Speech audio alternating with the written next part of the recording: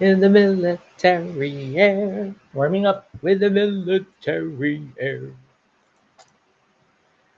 Give us a moment to get the ball rolling. Oh, see, that's terrible.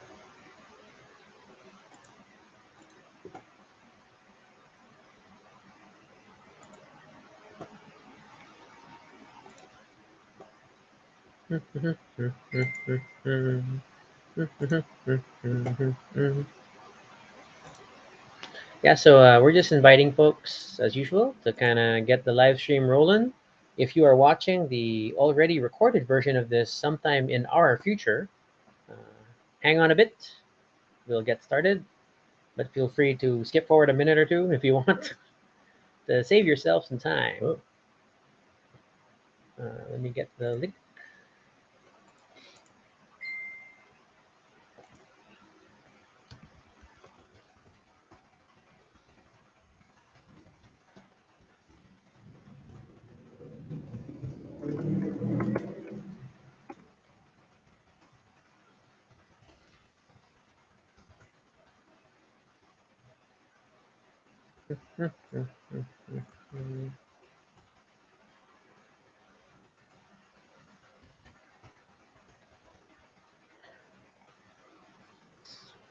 I am missing a tab.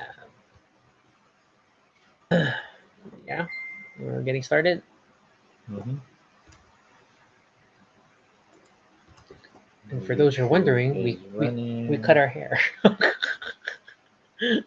For at least versus the last video.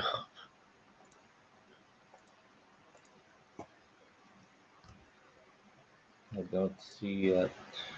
Facebook.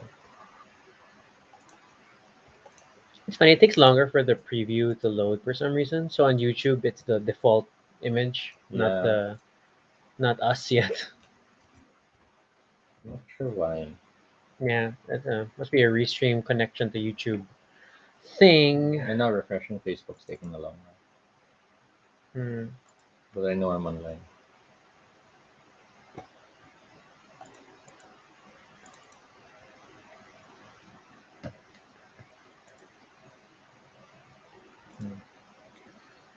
Facebook, what's wrong with you?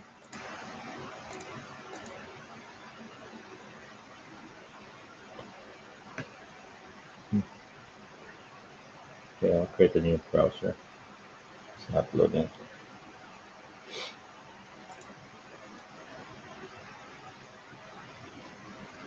Give us a wee bit. We're about to start. Oh, it also means I should prep other things like the credit scene.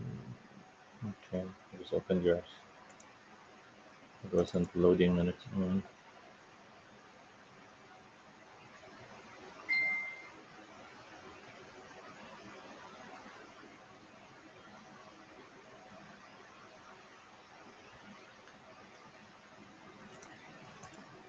Yum, yum, yum.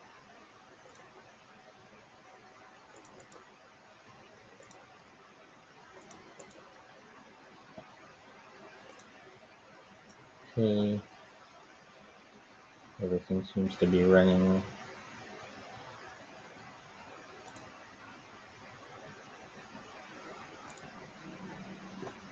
Oh my, Tobie. Oh yeah, I've seen You that. saw it already. And looks interesting, but at the same time looks less interactive. We're talking about the new Mario Lego ad. Yeah, for the what? Well, people are now also calling Lego Polly Pocket. That's basically Mario 64. But because it's done on their, I forgot what they call it, like a micro scale or something for Lego. Then it also is like not super impressive. Mm-mm. All right, we'll just give it maybe another minute. Seeing all my preview video of me scratching my nose. I just know that's going to be the preview image, long term video.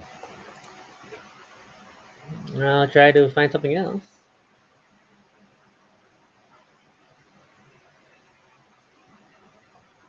Alrighty. I guess we can roll credits first, and then we'll get started.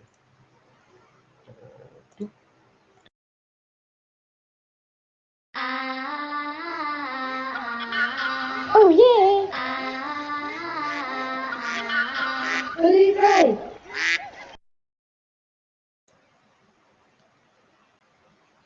This is Tobie. And this is Rocky. And if it's your first time here, welcome to Baduy Pride, our little space on the internet where we talk about anything we want. It is completely unscripted and not entirely accurate, but at least it's honest. Join us as we talk about everything and anything random And live. if it's not your first time here, thank you so much for joining us again. Today, we're talking about a comic line which tried to bloom into a full franchise but never really just got off the ground. But it's one I still hold dear in my heart, and that is The New Mutants. Yes, so I'm going to do my best to make sure Toby talks more because I know I talk a lot. It also helps that I don't know this topic as well. So Toby, who are the New Mutants? So you could start with that so you could like read off something. And Oh, I could just okay. talk about So I have to do the definition. All right. The New Mutants is a group of fictionalized teenage mutant superheroes in training, appearing in Marvel Comics. Mhm. They have been the characters of three successive comic series, which are ultimately all spin-offs of the X-Men Yes. series. The very first team of New Mutants were created by Chris Claremont and artist Bob McLeod, and they first appeared in The New Mutants September in '82 as part of the Marvel graphic novel, Mhm. and were later in their own title in '83 and '91. Yeah, so we can kick that off because so what do the New Mutants represent to you? Why is this such a big thing for you? So Hey Jay. similar to the fact that I was just such a huge fan for the Legion of Superheroes, Mm-hmm. the New Mutants was the other side of the comic ocean of teenage heroes, Because DC and Marvel. DC and Marvel. Um, though Power Pack was close to my heart because it was about a group of siblings with powers. He's one of the few people I know who likes Power Pack. Okay. The New Mutants was the edgier young adult stories because um, if Power Pack was about family and siblings, the New Mutants did cover a lot about identity, Mm-hmm. about finding your place in the world. It had stories that talked about having crushes on older people, about not being sure if you're ready to be the leader. Okay. Um, and it was just such a melting pot of potential stories from the get go. Um, the original team, which was composed of, I'm gonna mess up their names. Um, I'm not even gonna say their names. So there was Mirage, who actually Karma was the team leader who had the ability to possess people. Okay. Then you had Cannonball. See, I'm not sure which one is the original team. Ah, I'm messing myself up. There you go. Karma, Cannonball. Cannonball was Sam Gerthy who could propel himself to the air, but what people keep forgetting was his other power, which was he's surrounded by this Invulnerable thing. invulnerability while he's blasting, which was such a key thing in the comics, which they Ooh. always forget. While he's blasting. Yes. You had Mirage, Danielle Moonstar. Originally, her name was Psyche, and she seemed to be able to tap into people's fear and the like. And this gets a super big power boost later on in the series. You had Roberto Da Costa, who was Sunspot, who was basically the glass cannon in the group. Mm-hmm. Was sort of as strong as the Thing, but then was still human. So guns could still hurt him. He could pick something up and that's fine, but then one of the debris will bounce and hit him in the head and he's knocked out. So that was the So he's literally just super strong. yes. And worse, solar powered super strong. Yes. So at night he had trouble having powers and the like. So he doesn't like full Superman battery Yeah. and survive until the evening. Okay. And then finally at Wolfsbane, who for the longest time I kept thinking her name was Rani Sinclair, Okay. only to learn later on everyone else pronounced it Rain. Hmm. I wouldn't know. Yeah, I wouldn't know. It's like Rahne. It's a complicated spelling, and then she's Scottish, She was written with full accent in the writing. All which could be this, questionable today. yeah, all those ni and nay as part of the dialogue to try to represent the accent Sorry, there more. seems to be a fire somewhere. Yeah, they're all headed there to the bridge from SM Aura somewhere to that area in Taguig. Okay. Um, and then so you had a bunch of kids, which we all know kids would mean emotions, hormones, and all these insecurities. But then, um, with their leader being someone who could mind control, and then with this werewolf girl who was the most religious person in the group, Yes. and then you have Sunspot who was so overconfident with his abilities and his looks, but at the same time always felt like he was outside because he was culturally different from the rest as far as how he was portrayed in the comics. It was such a melting pot of possible stories. Then they weren't content. Magneto eventually becomes the headmaster watching over them. So you suddenly have this major villain, now the ones they have to listen to and is worried about protecting them. So Jay's already asking, were they officially part of the X-Men? Officially, no, because they were always students who wanted to become the next X-Men. So essentially, it is the Savior School students Yes. before they graduate to X-Men Yes. status. Okay. And even at that time, there was a lot of. So doesn't this mean we become X-Men later on? And the Magneto's like, no, we were doing this so you'll have to survive because it's a dangerous world. I forbid you from using your powers. Which is it was such a constant in the stories. They always snuck out. Oh, To the okay. point that there was one storyline wherein they had new costumes. So when they are caught outside, they would not be recognized as the New Mutants. Yeah, but how would people know they're the New Mutants? Because Because back they're a then, non-team. well, back then, and if you look at the original covers, they all had a yellow and black uniform, Yes, that's like which how I was most remember them. the costume that basically Magneto. So there were mutants here. Yes, they were in these yellow and black outfits. I know now who they are. But later on, and I'm not sure if there's a cover that showcased it. I know there was at some point. Oh, I love the Sycorax arts. Um, Yeah, I see a lot of the yellow going on there. the Beyonder issue, so awesome. Um, How can people see again? Few people refer to anything involving Secret Wars 2 Beyonder as awesome with his shoulder pads and whatnot. where are you? There, this is where they started to have different costumes, but this was still, yeah, because they wanted to hide that they were the New Mutants while they were out. Okay. Okay. Jay's asking, were they with the Brotherhood? No, because there's a weird period in time where Professor X steps down from Mm-hmm. running the school and Yes. gets Magneto to run it And that instead. was because most of the X-Men had died, or at least he believed they were dead. Dead, quote unquote. You had the thing with the Phoenix, Yeah, Jean's dead. and then you had, of course, the other team originally dying. Um, so yeah, Um, the series starts off as a spin-off story, which was originally part of this larger graphic novel. But then by the second issue, they're already going up against Sentinels. Um, When Sentinels were blue. That's like a mhm. rare period when the Sentinels were blue. And then within the first few issues, they kill off the leader, Karma, Mm. which can you imagine? You're talking about teenage stories, and you started off by having one of their friends dying. But I think it really stresses the like that they're inexperienced Mm-hmm. and they're not in full mastery of their power. So they're really not ready for like quote unquote missions, and Mm-hmm. thus the chance of death is very near. The New Mutants was also the first comic I saw where they tried to have a tandem in terms of leadership. Hmm. Cannonball and Karma sorta were working together as leaders, but of course they were never agreeing on things that easily. Okay.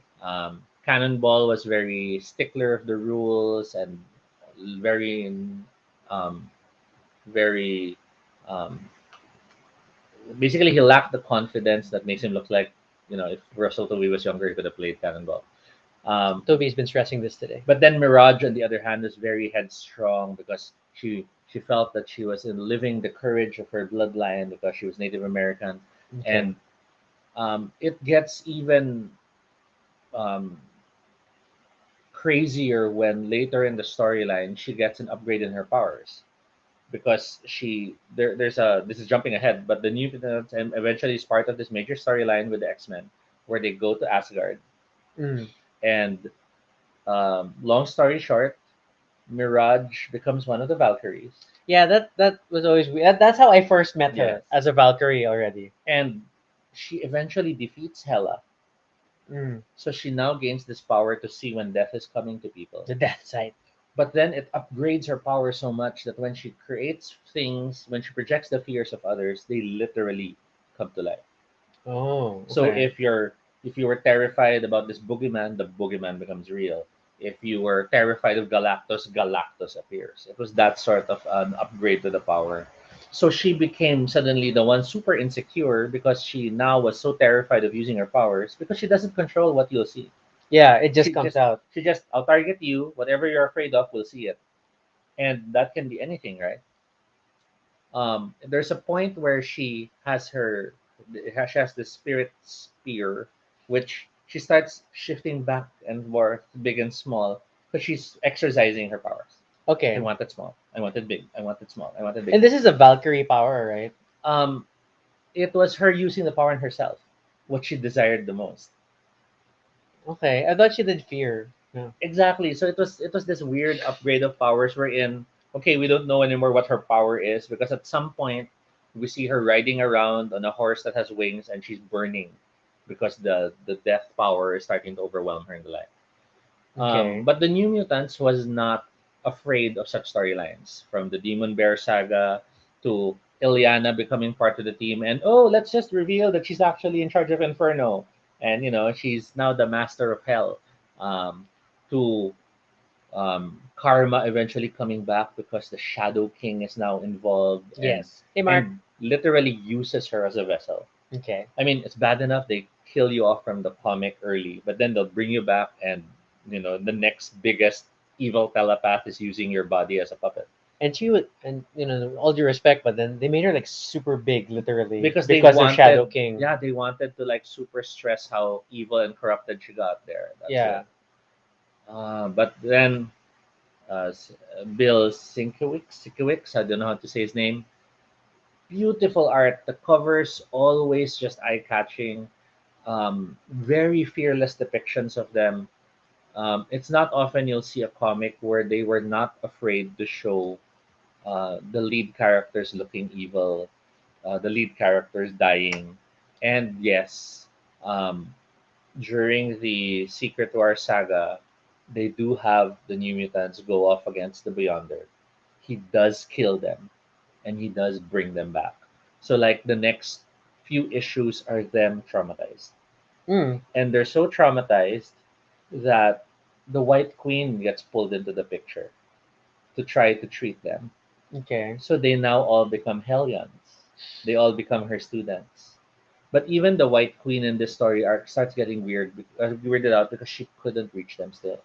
Mm. They were like always, and it should be like, oh, why don't you do this and blah blah blah. Yes, White Queen, and then they'll just do it, and they don't care because they're just so traumatized. So it was such a powerful story arc.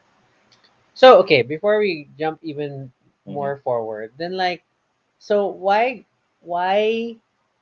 why Slow dive, dramas. why dive into the New Mutants more than like the regular ongoing X-Men books at the time? I think what allowed me to dive into them more, because I was reading X Men also, Mm-mm. but not as religiously as New Mutants, was I sorta was able to, and I know I didn't start officially with the first issue, Okay. but I was able to dig back, and that was what I was trying to hope to find earlier. I know I have the first issue somewhere there. Okay. I don't have the complete set. There's a bunch of issues that I don't own, but I have a lot of them, and I remember um, spending weekends going to what was then a small corner shop that eventually becomes Comic Quest. Oh, okay. Um, but it was still like it's like those holes in the wall PX shops. Mm, It was mm. like that, and then they just had little, Ooh, and what a term, PX shop. yeah. But then they had those stacks of comics. Yeah. It's like 20, 30 pesos each, and that was a lot of money at the Well, that time. that's why it's a little high. Because And yeah, because normally super bargain bins were like 5, 10 pesos. yes, and I do remember I'd be digging in New Mutants and then dig New Mutants and Power Pack, and I'd be looking for these issues, and I'd be so caught up. Um, and then later on, as comic shops got bigger, and then the pricing started to go up, there was that what I'll have to choose what I'll buy. So it started to become painful, and I shifted to bargain book sale. Mm. Book sale, savior of us all. Mm. Okay. Marco is like sitting out because his exposure starts with X Force, but he does say he's amused that they had a diverse set of teachers, quote unquote, starting from Xavier to Magneto to White Queen to Cable. Mm. So definitely fleshing out of ideas from the perspective of teens. Okay. X Force, just to jump ahead, but X Force was, I will admit, when New Mutants first reached the point that X Force was coming in, that was like 90s, And this is new because technically there was an X Force before them, which was like, wasn't that Psych? Oh, or is that X That's X Factor? Factor. That's Oh X Factor. God, see, I never get these books right. Yeah. So New Mutants went all the way to issue 100. Somewhere in the middle, they killed off one of the main ones, Cipher, who was deemed at that time by many as the most useless character, but deemed by many fans, including some of my previous friends in college, as the most powerful one, because he had the power to instantly learn any language at the very instance of exposure to it. Mm-mm. And that translated to, so he has instant memory and instant recall. It's more than that because he hears a few lines and he now knows the language. So it's like super deductive reasoning and Super pattern pattern recognition. recognition, and it's even beyond that because you're able to like um, project ahead what these patterns will be even from just a small sample set. So it reached a point that we were talking with friends about how, so he could like look at the martial art and he now mastered it because there's a language to how that's done. He knows every musical instrument. He knows how to decrypt everything. So Mhm. now he's a supercomputer, and it just kept going on and on. And in some ways, that's what they did when they revived him. They turned him into this everything is language. Anyway, going back to X On a Force side note, the current incarnation of Cipher, though, I think they've scaled him back to a language bit alone. too, but it's still, they still show him sparring like with magic, and he gets better over time because he Mm. starts to read magic better in Mm. terms of her fighting. But So now but they're going mystical rather than but super science. but not on the full like crazy level. So Okay. it's around near the 80th issue and so on when the New Mutants have been going through this gritty phase. And Danielle Moonstar is now one of the Valkyries and tries to kill Odin. And then we have new members like Rusty and Skids, who is fire powers and force fields, and they don't like hanging out with the New Mutants. We have Boom Boom, who shows up, who's It's like able Boom to Boom's one of the few who survives. she creates time bombs, and that's why her name is Boom Boom because she'll create it and it's boom. And she has to Um, go tick tick something, and if right? I remember correctly, nauna siya kay Jubilee.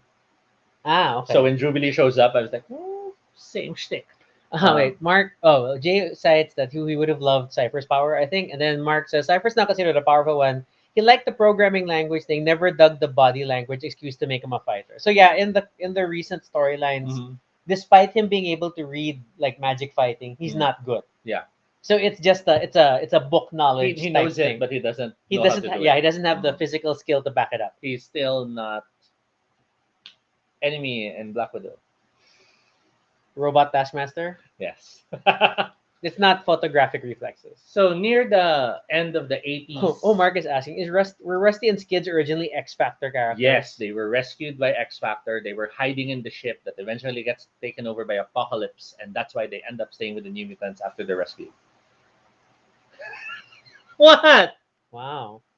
This is what it's like to be on the other side of the fence. Like So near the when I 90th talk about the issue, expanse, I'm so Cable excited. shows up, Okay. and by the time Cable shows up, I will confess, this for me was oh, hairy characters. This is interesting. Thank you, McFarlane. And with Cable comes suddenly all these gritty stories because suddenly it's now about guns. It's about having this leader who tries pushing you like a military ruler and all this and that. And um, it goes very far in those 10 issues leading to the finale.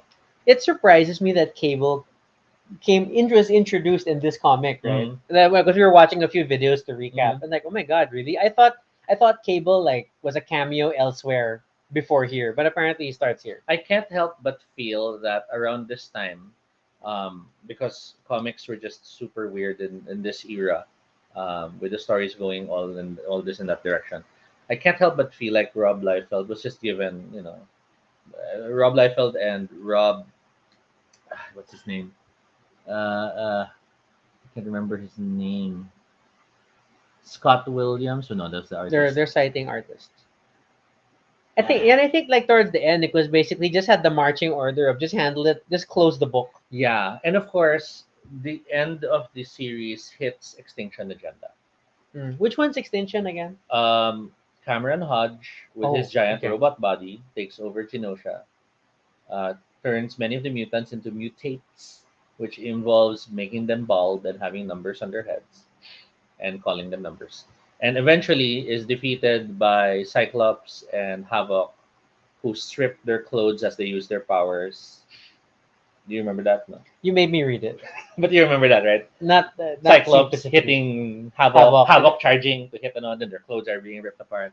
And yeah, but yeah, that story, which was kind of awesome till the last two issues. Yeah, it was a weird The ending. last two issues like really crappy art. Also, it felt like We're done. Let's yeah. wrap it up.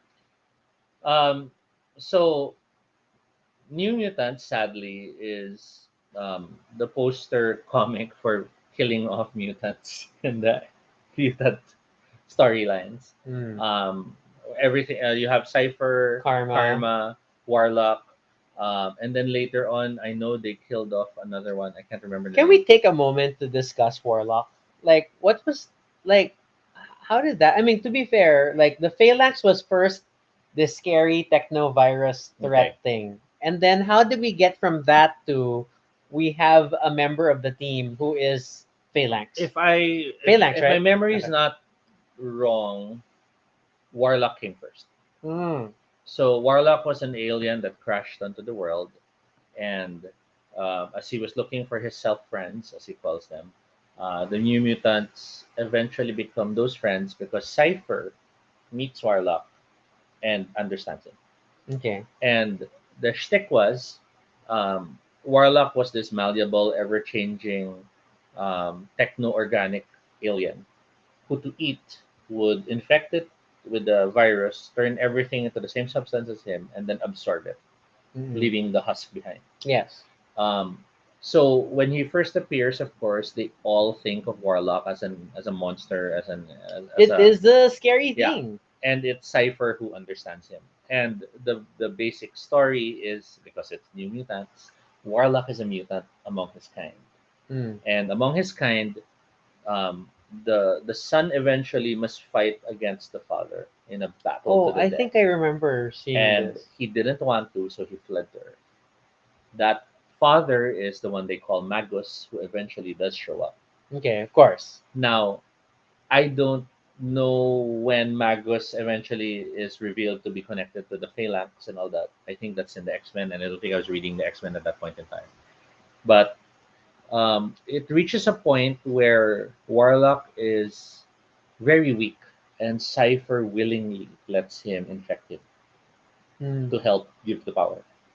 So very early strains of Vampire the Masquerade, Okay. and that gives them a bond because afterwards removes and I'm still me. It worked. And blah blah blah. But end of the comic, there's like small virus something on the The eye. trans node Yes, virus thing. which is Okay. why when later on when Cipher dies, there is all this speculation from fans of oh no the virus. What if he comes back and now he has to kill Warlock and blah blah blah. Um, I think they explored some stories that kind of went in that direction, but not so much so directly. So Mark said he thought Warlock was gonna be like the Starfire of the group, and it was an excuse to explore space themes.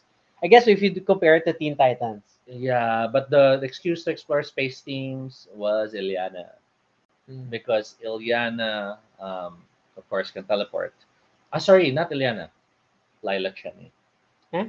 Lila Cheney was the super sikat musician performer who has teleportation powers, and Sam gains a crush on her. Oh, I think I saw her in the background of a recent comic. She's always usually playing with Dazzler, and the two Uh, of them are like the celebrity musicians of the thing. And she like she has um, galaxy range teleportation.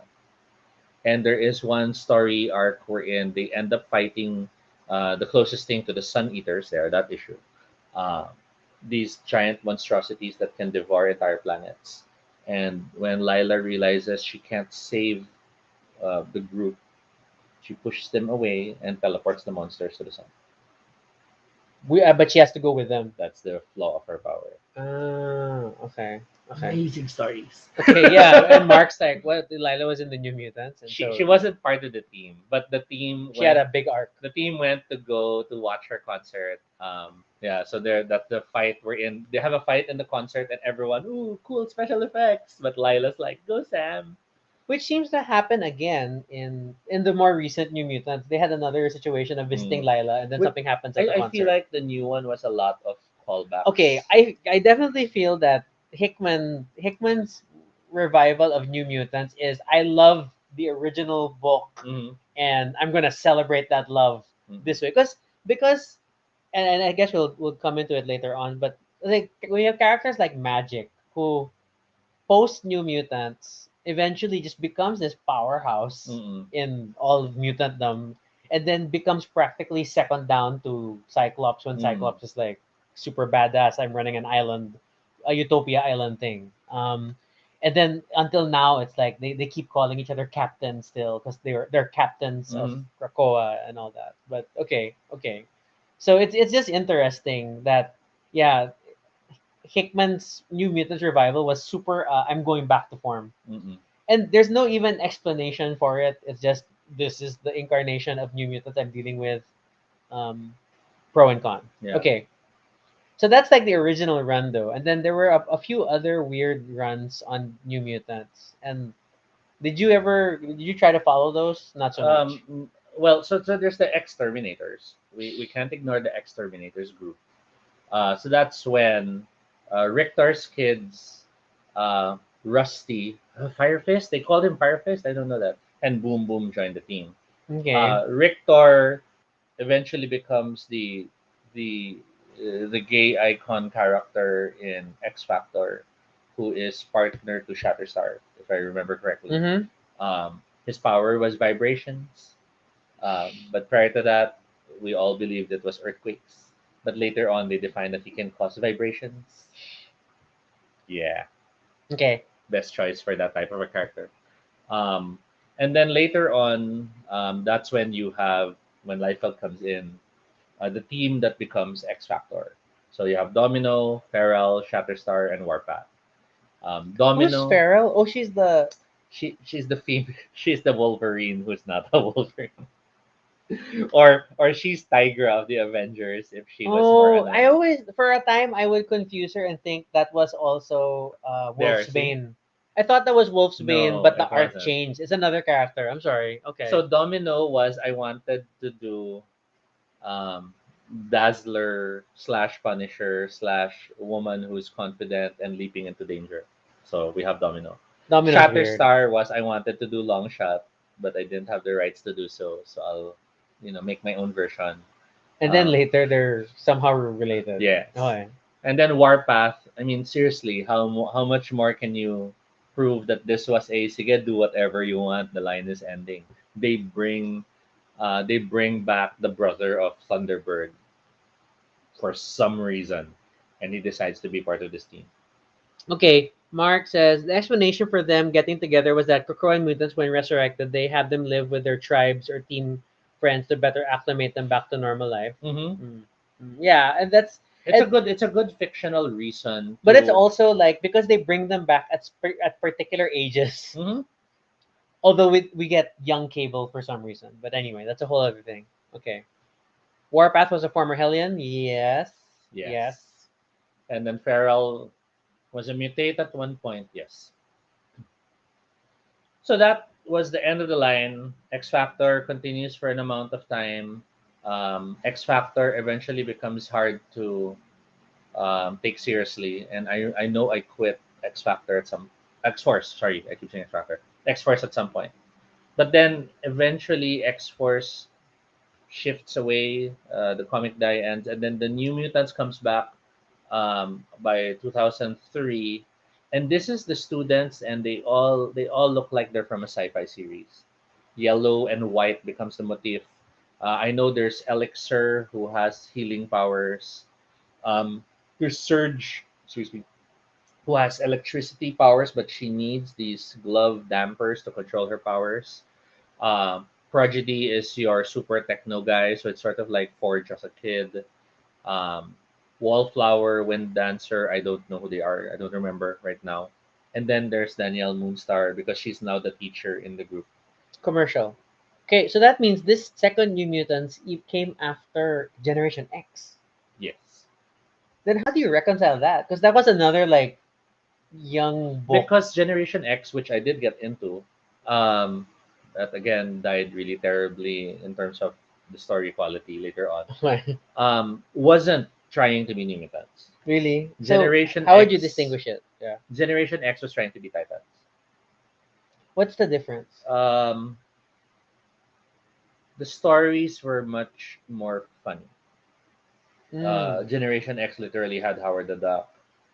They literally had Is um, that the inevitable sign of funny? It's because Howard the Duck. they literally had um, um, so you know how Emma became awesome with New X Men.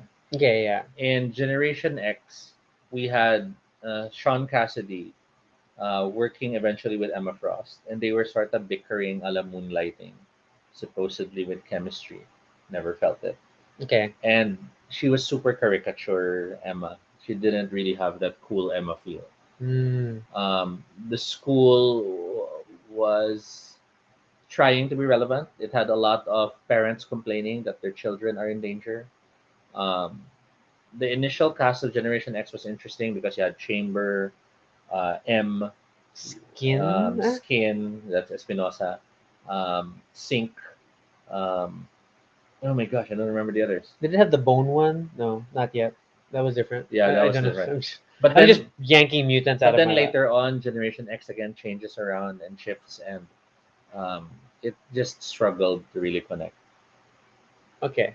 Penance was the bandaged up survivor of M Plate, the enemy, who they later reveal is also part of M in this convoluted. There are multiple people that can combine, and yeah, it's Okay. very hard to explain. Sync M and Penance, and eventually M Plate, and yeah, Okay.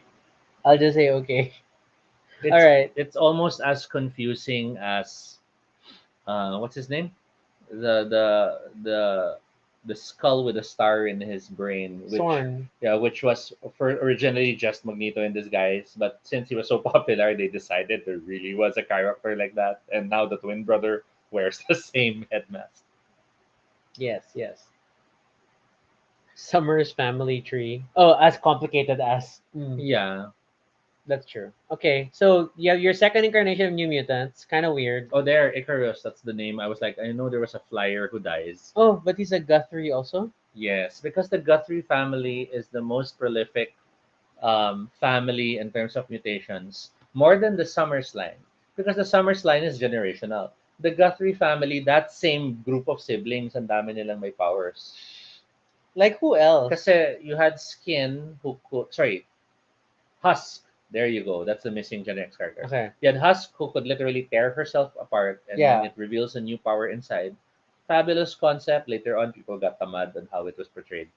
Because Um, it's like a one power thing. No. Supposedly, when she tears herself open, there's a new person underneath with a new power, and she doesn't necessarily control what that power is. So it's like staff of one problem. Yeah, but she always had to tear herself. And in the original stories, it was, oh, this hurts and ganyan, ganyan, so I'll have to do it. So it was like an analogy for But cutting. later on, they Yeah. just got tired of saying it hurts, and it's always shh. It became beautiful transformation. Yeah. Okay, okay. Yes, the Husk was like dial H. Oh, and in the Amalgam comics, it was dial H for Husk or something. Yeah. They combined the two powers. Okay. So Joshua Guthrie naman has red angelic wings because he too has a mutant power. And then you of course have Sam Guthrie. I'm hoping saying Guthrie right, or unless I think it's it sounds right. probably no, that's Guthrie or something. Anyway, and then you have Sam with that. So you imagine you have one family and you know All their kids are like super different mutants. super different mutant powers. I mean, even the cuckoos, Okay, One, to be fair, they're they clonies. weren't really born, but then at least had the same power set, right? Yeah, yeah, yeah. And then at least the Summers line also largely like they kind of had elements of the parent powers Yes. that kind of went down. Okay, okay. Yeah. So the new mutants Oh wow, eventually they are made it to brought. M Day. Yeah, they're brought low by M Day. But by then, they've already added also all these other characters that soon become popular with the fans, including that large guy with transparent stuff, and you could see the floating organs. Oh yeah, yeah. Yeah. Okay.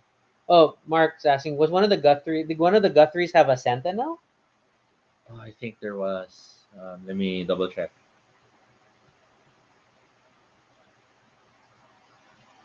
I think you just add, I don't know, Marvel. It's Joshua Guthrie. It was a what if story. Yeah, Oh, okay. Just so that he had something to. Okay, okay. So it looks like it's a what if story. yeah. And then Volume 3 hits in. They try to relaunch the line. I think I read like two issues of this and I struggled to appreciate it. I think that's why because they overlap with Siege. So I think I have the Siege Mm. book because again, Danny. Well, I followed Thor stuff a bit more, and then so I've wandered into Danny Moonstar a lot because she's always like, "Oh, I have to be here because it's an Asgard event." You know. So I didn't understand how this book exists. Yeah, so there was that character magic coming from the future to warn them that they're in danger. But then I'm like thinking with everything that happened, are we like ignoring it? I don't know what I don't know where this all fits in. This feels like that Claremont X Men Forever series where I don't know if you read that, where basically Claremont continues Yeah, how as he if was he. writing X Yeah, Men. I haven't looked into it. It's very strange. I'm happy he stopped. Um, yeah. So I don't have much to say about this other than I didn't connect with this the way I did before, Okay. despite them trying to hit all the classic heartstrings they could. Because they did get the original artist Bob McLeod back, Hmm. who I have to admit I really liked how he made them look like teenagers. Hmm. The Yeah, their proportions, their the lanky bodies, yeah. they looked very unsure of themselves, even if they were still muscular because they were working out and stuff. You could see the distinct difference when you see them close to the adult characters. So that's what I really liked about it. Okay. And then what's the next incarnation? Is it the current one? Huh? So with that, we have the current one, which is the Dawn of X, um, New Mutants revival. So here it was shameless na that we'll revive them at the points we love them the most because it works for the storyline. With no explanation for anything. No, like Mm. basta Karma's back, and then Wolfsbane also like basta she's back. And I'm not even sure, when I'm reading them, I don't even try to connect anymore. Is this the ganyan of this point in time? Is this the ganyan of this? I stopped caring. And interestingly, it works by doing it that way. And it's the weird also, which like they kind of just skipped over it was happening. But then you have okay, Cypher's become super important in the Hmm. new mutant world Yes. because he's the only one who can speak to the damn island. Hmm. But then he's also hiding Warlock Yes. as his arm for some reason. And I don't know why people did not comment on him having a techno organic arm. Well, they're all back from the dead at different points in time, so I'd like to think they don't really care anymore. No, but still, like okay, but again, if they revived him with a new body, how does his body have techno-organic problems already, I don't know. which turned out to be Warlock? I don't know. It's the same question that some had about, how many of them returned with certain props or certain weapons, and Mm. that doesn't come back from clones, but uh, they did describe the process to involve Phoenix and Mondo's balls for some reason. That's Mondo, right? No, no, Ah, no, that not was Mondo. ball, gold balls. Yeah, Like he yeah, has no name, like he was just gold balls, right? and I don't. Because he showed up a lot in Miles Morales. Yeah, and so Mondo is the one who's planty, yeah, Mondo's the and one. then sometimes Krakoa. Mm. hates it, talks through him. Which is so much like Black Tom's power. Mm. Okay, Marco does say that he acknowledges changes like Sunspot and Cannonball were still former Avengers. Wolverine always gets an adamantium skeleton. That's true. Somehow. But then again, they're always trying to push that he doesn't die still. Like there's a point in X of Swords, all spoilery, but Mhm. there's a point where he's down to his freaking skeleton and he's still healing. And Mhm. like, what the hell? Well, we did reach a point in comics where he healed from a drop of blood. So I think all bets are off. Okay, okay. I think we're all accepting the fact that Wolverine will always be powered by the power of money and popularity. I'm amused at the Wikipedia article for New Mutants because they have been documenting which characters are in which issues. Mhm. Because it's a weird rotation of different New Mutants characters, some Generation X characters, and Mm-mm. um, some new X Men And the characters. stories jump depending on the issue, right? Yeah. It's not like the same issue is just one story. It's like this one is this group, the next issue is the other In the group. first part, it was practically alternating. Mm-mm. That we're in space because they went to visit Sam, and then hey, the rest are Yeah, like in Middle and America. admittedly, that's what annoys me so much about the new line because I really like the direction they've taken with the new line. It feels fresh, it feels new, it feels very high concept. Yeah. But my brain is struggling to understand how is this all happening in the sense of, okay, fine, so the mutants are back. They've all been cloned up and their original memories are intact because of the backup, whatever. But then when they go to Shi'ar, even the Shi'ar are different from parang where we last remember them. So why is everything changed in that way? Yeah, yeah. It's a and they made like a big fuss over like Moira Mm-hmm. and the Moira X whatever. But Mm-hmm. then like you don't really see her beyond the intro part of Dawn of X. Like in the later books, there's no real mention of her influence on things. She was just there to rationalize how they Mm-hmm. retcon everything. She's a plot device. And then even strangely, the changes extend to even the supernatural side of things. So how Captain Britain is part of all this story and all that. So again, it's like everything else that happened in the previous Excalibur stories, Still happened. as well as the previous X Factor stories when um what was his name? That Brit guy who always was fighting with Madrox. Huh? I don't know. Okay. Mark does say, "Oh, Moira's coming up in Inferno. I think Hickman called dibs." Okay, I can understand that. She's like distinctly been like off the board. Mm-mm. Um, okay, and then like I know you haven't. I'm sorry, Toby I hasn't haven't read X gotten of Swords. no, I haven't reached that point. Yeah. Yeah, but it's just like okay, I will only state that the main driver, which like I already told you, it's the Excalibur side of the story, Mm-mm. which annoys me because it's my least among the least favorite of the um of the post Dawn of X books. Mm-mm. And then I guess to given Toby's storytelling nature, um the main arbiter driver of the contest that causes everybody to go look for swords is what's her name? Saturnine, Mm-hmm. the former head of the no, the Captain Britain Corps, Yeah. ruler of Otherworld. Yeah. Okay, With a Y. yes. So she is the driver and arbiter of X of Mm-hmm. Swords. So you can from that alone you can already tell how this is gonna end. Okay. Okay. Okay. And they try not to, but in the end, yes. That is how this story arc Mm-hmm. ends after 22 fucking parts. So oh excuse me. Alright. Oh, Mark was asking about Brit guy. Pete Wisdom? Pete Wisdom. Who is Yes. Pete Wisdom? Um. Okay. It's bad enough seeing that guy in the flying chair, okay?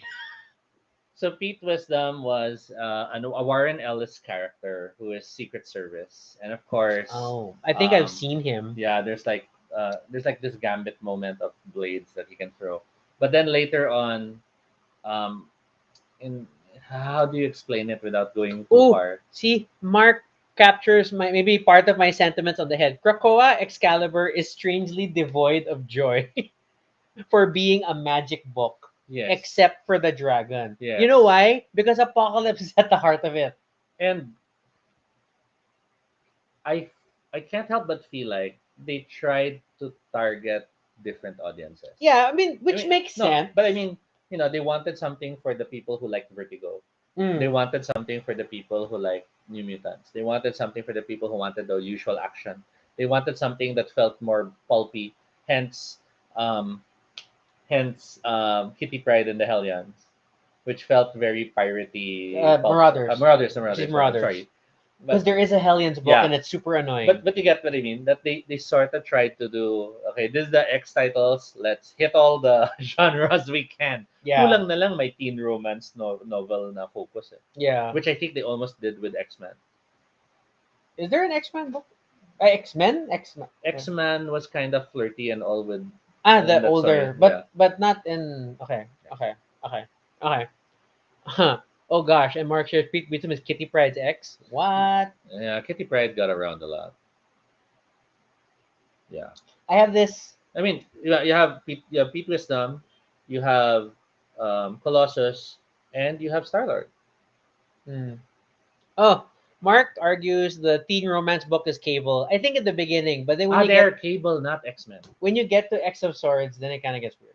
But I love the art on Cable because he was the art on the half of New Mutants for a while. That guy, That almost painted style. I love it. I love his art. I super love his art. And then he did. I bumped into a few other books he did, so it's like, oh my god, that guy. What's his guy? What's this guy? New Mutant. Just look up who did issue the odd numbered issues or something.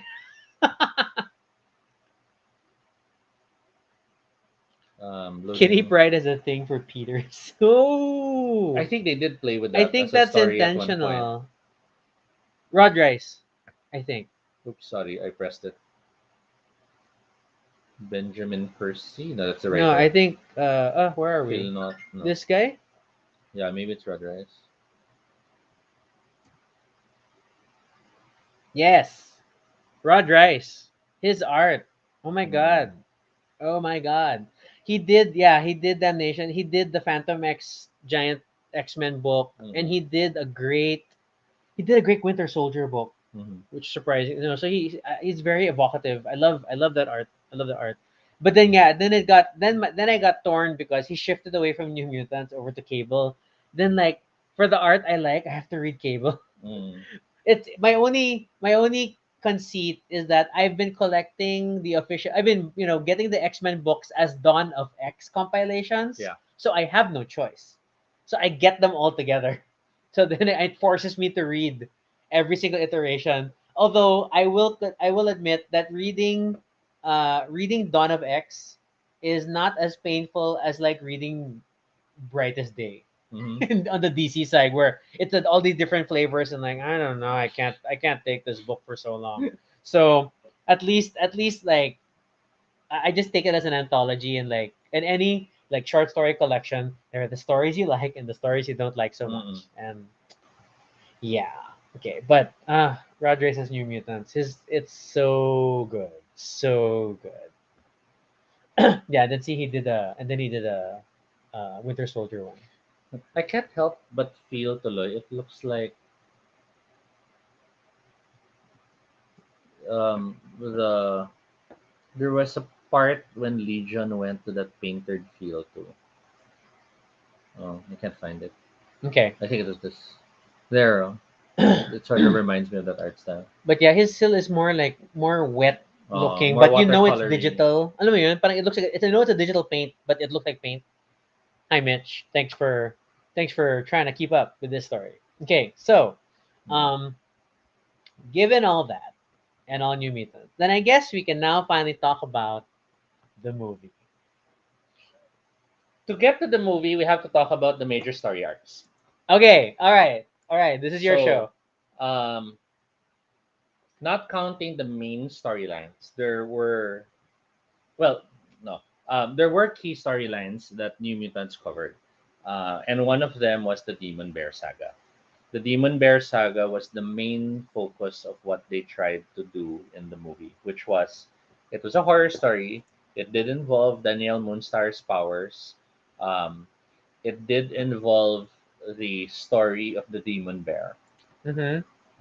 In the movie, they kind of mix the demon bear story with the story of the two wolves and which one do you feed? The one that's queer or the one that wasn't really the direction it had in the original story. Okay. Um, but in the original story, there was that um, she felt like the demon bear was hunting her because it killed off her family, Mm. and then she didn't realize she was the one creating the demon bear.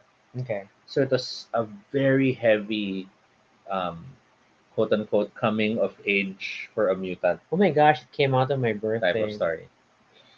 It came out my first quarantine birthday. How odd is that? Okay. Um. So before the story though, did you like any of the casting? Um, Already, it's like okay, wait. To be fair, let's load the list yeah. Load the movie just to page. go through the casting. Okay, here. So Macy Williams as Wolfsbane was not bad. Okay. Visually, she captured it.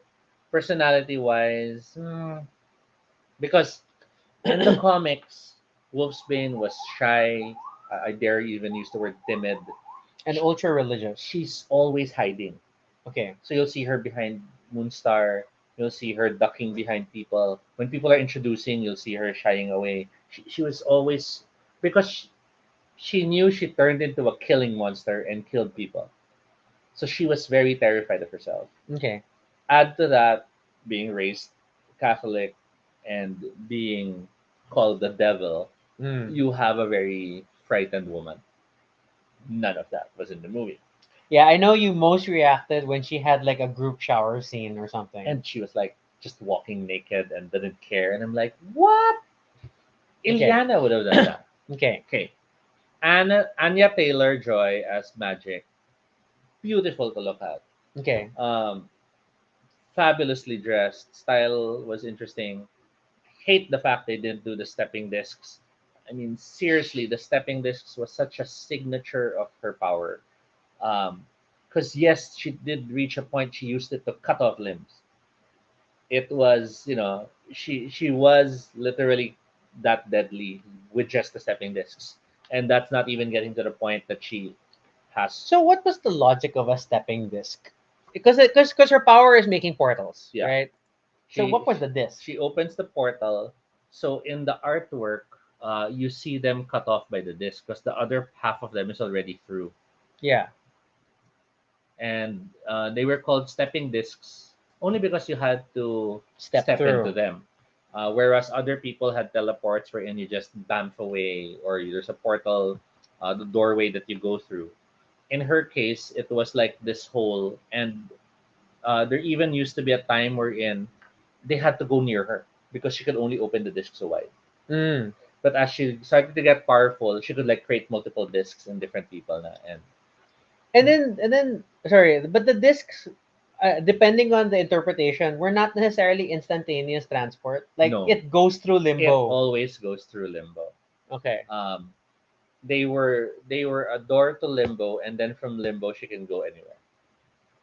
But of course, whenever she went to limbo in the original comic, you had Devil child, what was his whatever. name? Sym, if I remember correctly, would be all, oh, you're back, Dark Child. You're here to finally rule Dark us. child. And Okay. she'd be like, no, no. And she'd be crying and all because she hated the fact she was destined to be this evil thing.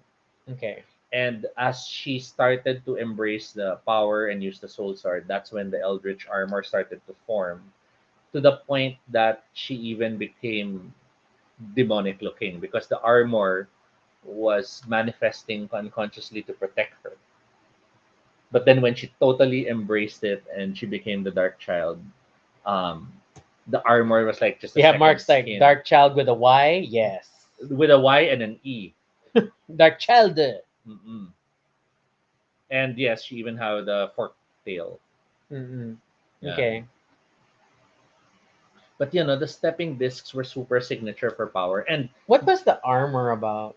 it was just I don't know magical protection. And It it was just her birthright. It's part of her birthright. because she was trapped in limbo for so long, she became a magical creature. Mm. And She the getting trapped in limbo was because her powers triggered and she found her way into limbo? parang ganun yung Okay. parang Okay. she fell in and she couldn't get out. Okay. And then the demon Velasco raised her and all this and that. Mark is weirded out why the three Rasputins had diverse powers. Hey, it worked for the Guthries. So Why not? And I think that sort of was the thing na they eventually started to consider now, Gato has a power. Oh, let's give him a sister and also has a power. I know Silver Age Comics was infamous for that. That's why they have Superman, Supergirl, Superboy. Mm. And then The later Marvel on, the family, Legion of Superheroes, of course, had that. Starting with Spark and eventually Lightning Lad. No, Light Lass. Light. Okay. Because she originally had electricity powers, but she loses her powers and then learns to make things weightless. But oh, I lost my powers. Yeah. This is fascinating. This is again. This is the other side of the table when we're talking about something that I super geek out over. It's like, oh my gosh, random things that Toby just pulls out of the ether. Okay, okay, all right. So moving back to movie. So moving back to movie, We looked at magic. So I okay, really wanted to love Anya Taylor Joy as Ileana. because they really made her bitchy. Yes, but they also made her bitchy but not lovable.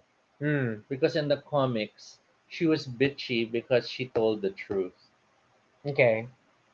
and She wasn't being mean. Oh, mhm. and Mark's going. Good night, Mark. Good night. And she was, she literally was the character in the group who was, Magneto says we stay. Sam and Mirage were like, okay, we're all staying, and she's like, no, teleport out, because that was her. See, and then she'll come back and guys, there's this thing happening. Let's go. And then Rain, I don't want to go, but she's walking to the. So it is that sort of a chemistry. Okay. None of that was in the movie. Charlie Heaton as Cannonball. God, I forgot. I forgot what it looks like. Okay. So Oh, that guy. Stranger Oh. Things guy, Okay.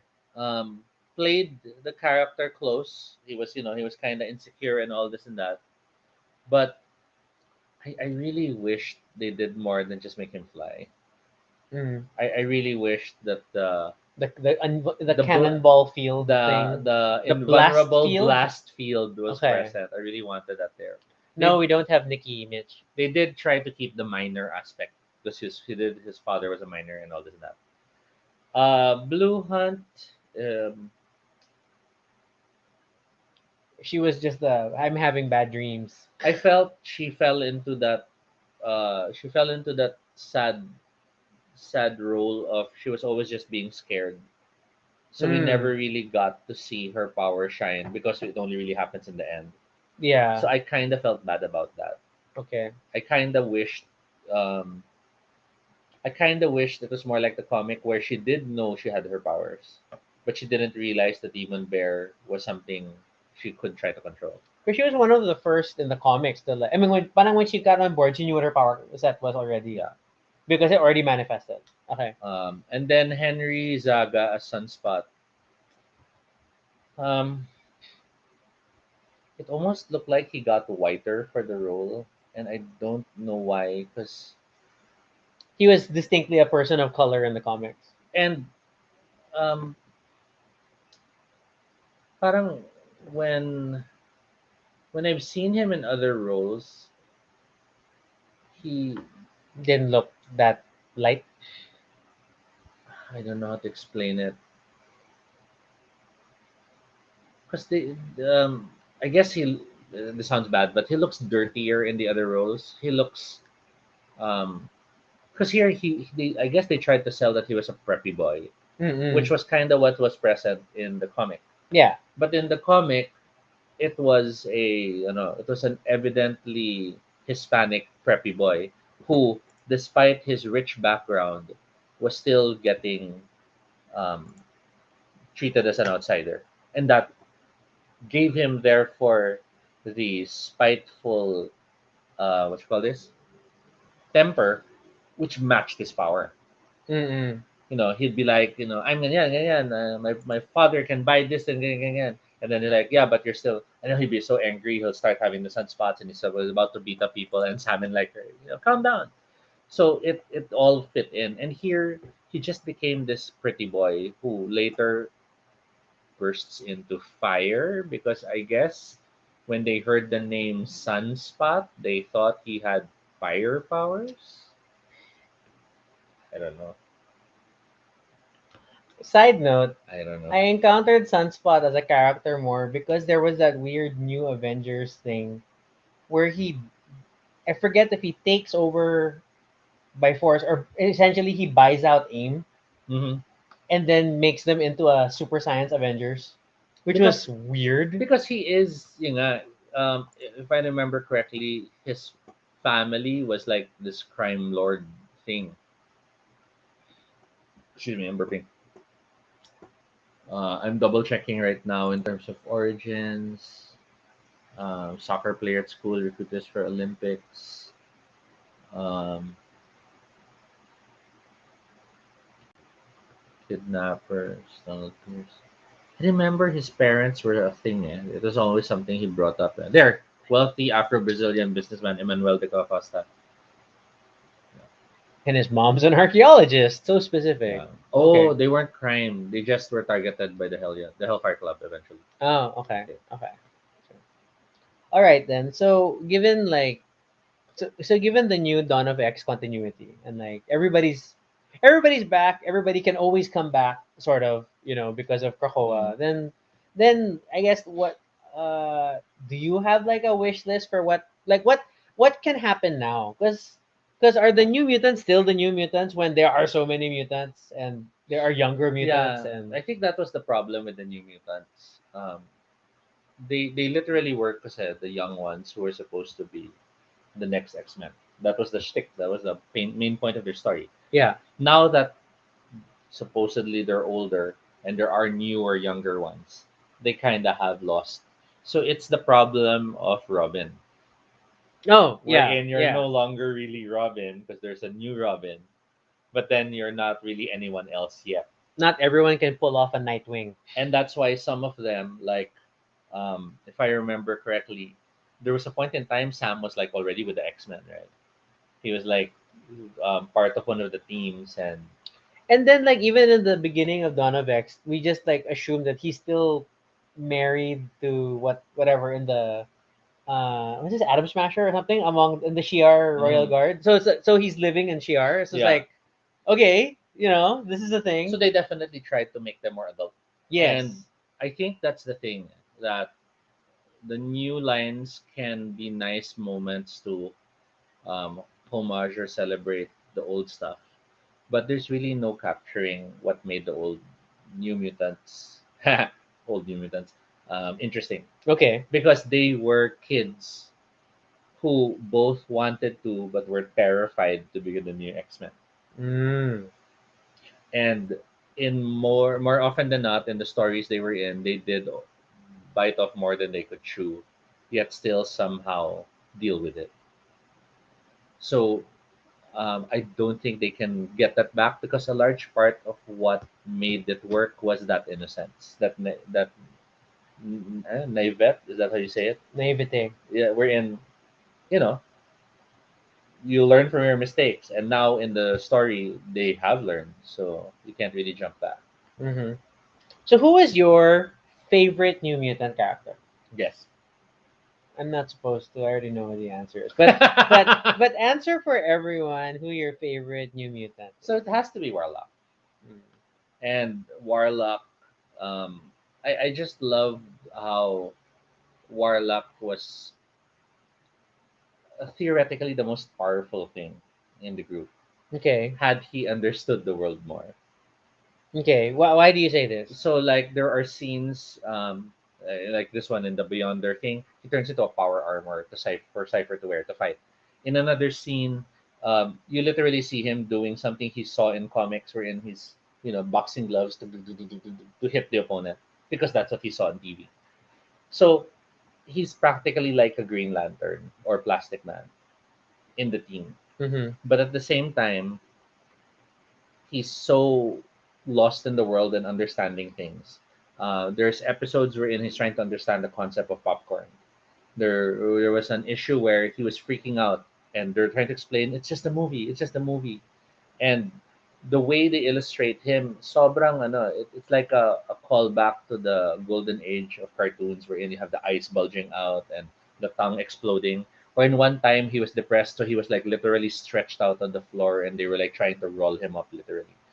So he was just such an animated character. He had so much potential, and then at the same time, he had the deadliest power, and all he had to do was eat. Because he's a transnode virus. But he never really used that except for specific storylines. Yeah, it wasn't his weapon. It In wasn't most his attack. in most storylines, he'll bash someone, he'll knock them out, ganun, ganun. In a few, he'll eat the weapon, he'll eat the gun, and then the guy's like, "Oh, it's gone." Diba? But if you think about it, in terms of if it was a role playing game, you have a shape shifting guy whose touch is disintegration, Mm. and that's super strong. Mm-mm.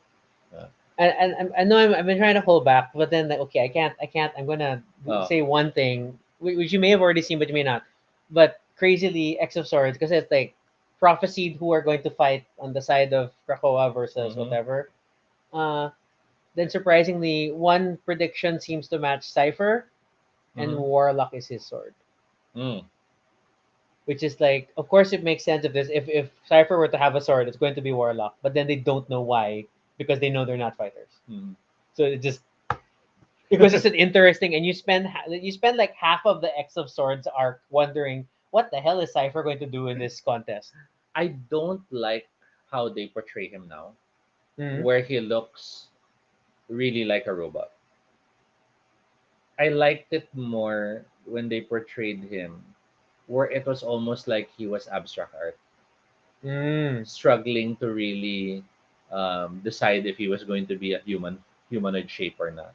okay. Oh, this is the one where they killed Warlock again. Well, no, this is the one they killed him in Extinction Agenda. Uh, I'm trying to find the old art style uh, cover. But yun, he was, he he did not have to look human. And the only reason he started to look human was because, You wanted to fit in. and Cipher was kind of explaining him that's what humans do. Yeah. Parang you have these expressions to show feelings. Ganyan. Did you like Cipher? Um, so Cipher was okay, but I felt I didn't like him as a friend. What? Because Cipher was always preoccupied. Oh wow, cosplay. Cipher was always preoccupied and distracted by his crushes, and he wasn't giving Warlock enough attention. Oh, this is where they fight Mm, Magus, the father. okay. Oh, this is a devilish looking Cipher. This was, I think, in when he has a crush on I can't remember if it was Dazzler or someone else from Excalibur. Yeah. So, okay, if there is a New Mutant story that you would recommend for people to read or to explore, like if you to what the I don't know the core of the book, what would you make? What would you recommend to people to like? Hey, this is how I love New Mutants. Would it necessarily be Demon Bear? Demon Bear is, I think, one of the strongest stories that they've ever had Okay. in terms of capturing um, the feel of New Mutants. Um, I actually might choose the segment where they fight the Shadow King. Mm. Which is like right It's a number after, of issues, eh? yeah, and then it's right after they deal with Legion. Yeah, because it starts with them encountering Shadow King um, in Karma's body, and then half of them are immediately taken over. Mm. Um, and then later on, they're forced to fight, and one of the key scenes in that fight was Ilyana using her soul sword to hit Cannonball, and this freaks out the Shadow King because the Shadow King doesn't realize the soul sword can only hurt mystical creatures. So when she Mm. slashed at Sam, and the Shadow King was possessing Sam, Shadow King reacted accordingly, not realizing it doesn't hurt them. And that was a chance for them to break their friends free. Okay. So it was stuff like that. And it was sobrang, it just shows, they had to be smarter, they had to find ways around it. It doesn't end too well because it leads up to the next storyline. It had Storm also in that story, a very young Storm. Yeah, and then eventually it leads to Beyonder and Beyonder killing them all. Okay.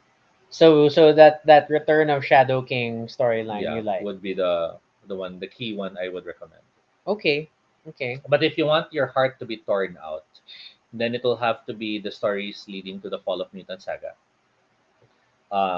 There's issue 57. This is after Sam tries to look hot for Lila Cheney and wears a vest, as you can see there. He was sobrang what's his name in Friends. J- Chandler, No, Joey, no, Joey. Not Chandler, not Joey. Ross. He was so Ross in that, in the sense of he tried to look hot with leather pants, in this case a vest, but it wasn't working. Okay. Anyway, issue 56 was when they fight the Hellions, and you had Mirage, I'll make your fears come to life, fighting Tarot. I summoned the Tarot cards to fight against you.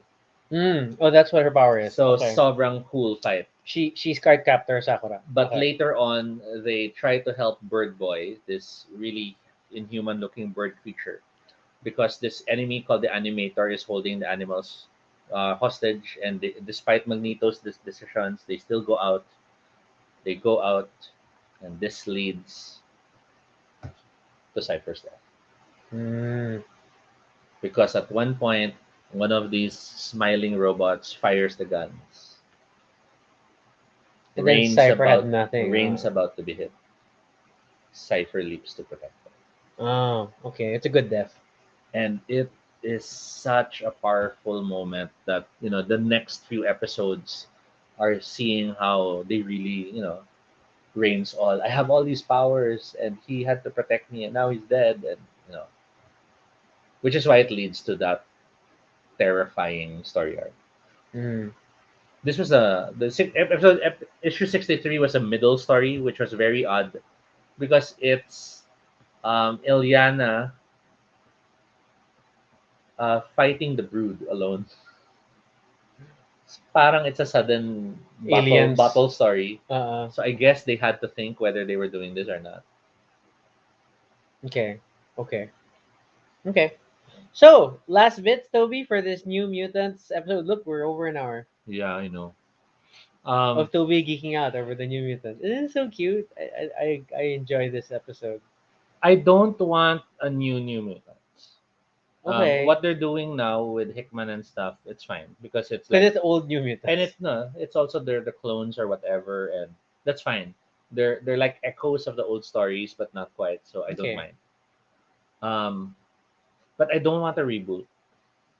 Okay. But because we've seen it time and time again, where there's like always an effort to reach out to younger Yeah. readers by making a younger book. So Mhm. do you think it's inevitable that we're going to have some sort of a young team incarnation? Because that's the one niche that is not being addressed in the current Dawn of X I assortment. feel I Because feel yeah, I think they're trying to now. Um, they are relying on all these different titles. Um, but it's odd nga kasi the book kinda is using all the different New Mutants across the different incarnations of the mm-mm. title. But doesn't feel young. Yeah. It doesn't feel young at So all. I don't know if they still will do that formula because Mm-mm. now they have Moon Girl and Devil Dinosaur.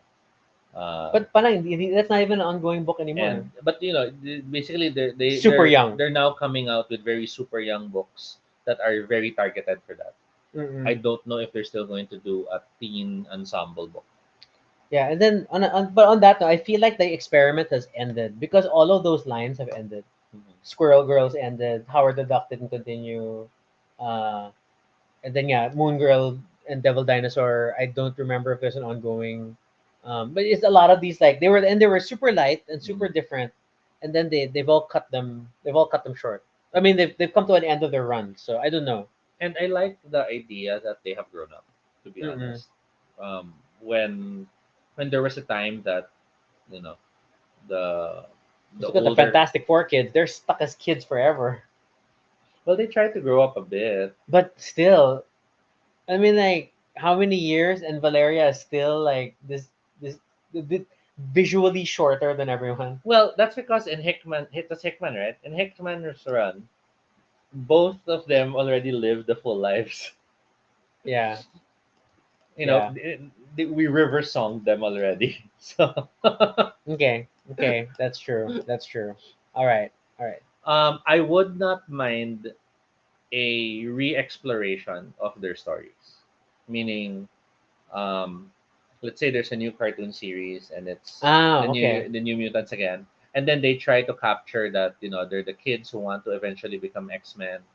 Um, Instead of giving us young X Men, which they've done a few times, yeah, like what's that? That there's that X Men Next Generation one. the teenage X-Men who were pulled from time and then chose to stay. I know that's the comic, but there was a cartoon like where Oh or yeah, yeah, and yeah, there were multiple cartoons where they're young, but then some are old, like Wolverine and the X Men. yeah. I don't know. I haven't watched all of them, so all these things. Okay, okay. So I wouldn't mind the re-exploration. It would be awesome if it were animated, only because um, they're expensive. They have very wide powers. Yeah. And yeah, proper stepping disc, I guess, just need animation Mm. and all of that. Okay. Okay. So yeah, that is me geeking out over the New Mutants. Oh, there was a X Men Evolution. Yeah, that was one of their. Yes, X-Men They were like Evolution. high schooly again Yeah, with a very emo the Rogue. first one the first one I remember with X-Men Evolution is always Rogue. Because she had a very teeny, angsty look. Okay. Yeah. All right. Yeah. So So. that's the New Mutants, and it's only now I'm realizing how one of the Hellions does look like that character from Suicide Squad. Huh? Oh, the weasel one. Okay. Yeah. Okay. Oh, Uh, and then a side note. Sorry, this the Hellions thing, because you have what's his name? Empath, I think. No, yes, Empath was one of the Hellions who ends up falling in love with Magma. but he's the one who's like his power is it's like really scary. It's emotional Emotional control, manipulation. super super powerful emotional control to the point that even the White Queen nearly became victim of it or became victims of it in certain points. Yeah, so they he's like practically person. He's on the list of like persona non grata ex mutants now because his power set was just so Yeah. dangerous. And well, the Hellions kasi were sobrang let's try to make the New Mutants evil. Yeah. So Jetstream was Cannonball. Lynx, I think her name was Wolfsbane. Tarot was Ilyana. Um, and Okay. then Empath was like Danielle Moonstar in the sense of emotion related, Okay. or Karma if Or you think about karma. it. Yeah. And then they also had a strong guy. Okay. All right. All right. So, thanks again, and we're continuing N week. Hence, New Mutants. I know it's a stretch. There are many shows and fandoms that begin with letter N because of new. And this is what we're going with. Uh, if you have questions or suggestions for future episodes, you can fill out the Google form at bit.ly Baduy Pride Ideas. You can follow us on Twitter, all Toby No Shade, RG Sunico. You could also check out our blog, budaypray.com, for all the previous episodes and stuff about I didn't click the blog thing right there. That's the blog. us. Okay. And Ooh, the name was Roulette, who had probability powers and Cat's Eye, not Lynx, who was the okay. cat. Okay. Okay. Yeah, and then the continue the conversation in the comments below. What new mutant stories did you like, or were you more Gen X, or what is it with mutants must explore young people problems versus other books? Because it's like distinctly part of the because of the X Men starting when they're kids, and then Mm. suddenly it's like a recurring like we must always have young mutant kids. Well, I think it's also partly because the way it was originally written, mutant powers manifest in puberty. Yeah, that's true. Then it's super like it's puberty. Okay. And be sure to subscribe for notifications, whether on Facebook or YouTube, so you don't miss our next live stream. Once again, I'm Rocky. And I'm Toby. And And this this is is Baduy Badoy Pride. Pride. Good night, everyone.